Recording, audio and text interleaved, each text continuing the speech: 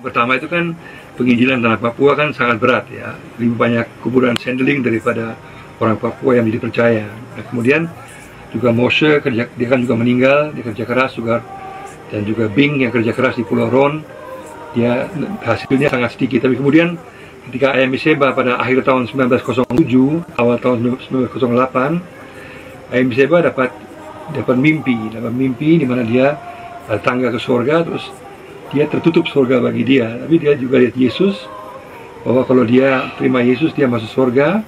Katakan kalau kamu terima Yesus kamu akan masuk surga. Dan dia juga lihat bahwa apa yang dikatakan para Sendeling selama ini benar tentang surga yang nyata itu. Dan dia juga katakan bahwa 3 hari lagi kamu akan meninggal, kamu akan masuk surga.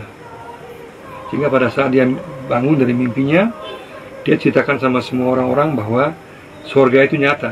Apa yang dikatakan oleh para Sendeling itu betul tentang Yesus, bahwa Yesuslah Tuhan yang dia pemilik kerajaan surga, dan juga orang yang meninggal akan berjumpa Yesus di surga. Sehingga semua orang harus percaya Yesus bahwa masuk surga. Terus sebagai tandanya, beberapa hari kemudian, 3 hari kemudian dia akan meninggal. Benar, dia meninggal kemudian. Sehingga orang-orang tahu bahwa oh ini benar apa yang dikatakan oleh Ayam Seba. Sehingga ada gerakan pertobatan besar di Papua. Orang-orang mulai percaya Yesus dan mulai banyak sekali minta guru-guru Injil ke masing-masing daerah.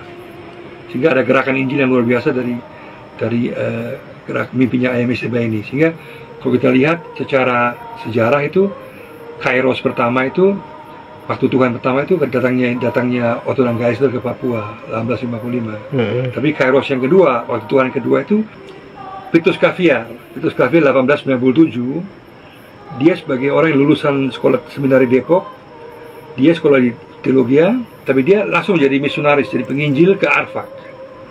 Di orang Biak yang menginjili Arfak itu Vitus Caviar, sama-sama dengan Van Hasselt. Maka Kairos yang ketiga, yang ketiga itu adalah Ayam Seba. Yang keempat itu yang Keine di Mie itu. Lupa tadi. Karena Vitus Caviar itu penting sekali. Karena itu contoh bahwa orang sekolah teologi pikirannya bukan duduk di jabatan atau apa, dia langsung menginjil. Dan waktu itu orang Arfak sangat dianggap sangat berbahaya. Dia sungguh-sungguh bertaruh nyawa ke sana dia. Tapi orang Arfak sampai hari ini hargai dia, karena dia yang membawa Injil ke Arfak sama-sama dengan Frans van Hasselt. Frans kan anaknya Johannes van Hasselt ya. Terus tahun 1925 itu dengan Keine, dengan Batu Peradaban. Dengan dia mulai dengan sungguh-sungguh mendidik Papua. Memang sebelumnya waktu Geisler juga sudah mengajar, ada sekolah juga, tapi Keine yang paling menggerakkan pengajaran di tanah Papua.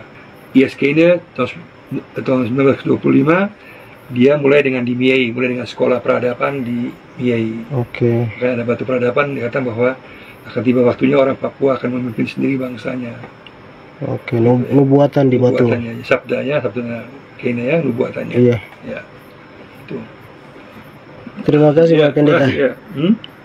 Karena Frans Moshe sebenarnya orang yang dedikasi misinya sangat tinggi. Dia di Pulau Miosfar itu dia bangun, dia sungguh-sungguh investasi sampai dia berhutang, sehingga akhirnya Geisler harus bayar hutang-hutangnya. Karena dia sungguh-sungguh memajukan Papua gitu loh. Itu juga sebuah misteri bagi saya, bahwa kenapa kok Tuhan selalu panggil orang-orang yang punya hati, punya kesungguhan, kok mati duluan gitu. Kok meninggal duluan. Itu jadi pertanyaan. Otto juga, yang bahasa Biaknya luar biasa, meninggal duluan. Hanya 7 tahun. Ya. Jadi karena itu misteri juga bagi kita. Kenapa kok orang-orang yang paling bagus ya meninggal cepat. Ya, tapi itu kehendak Tuhan, kita nggak tahu ya. Baik, terima kasih Pak Pendeta.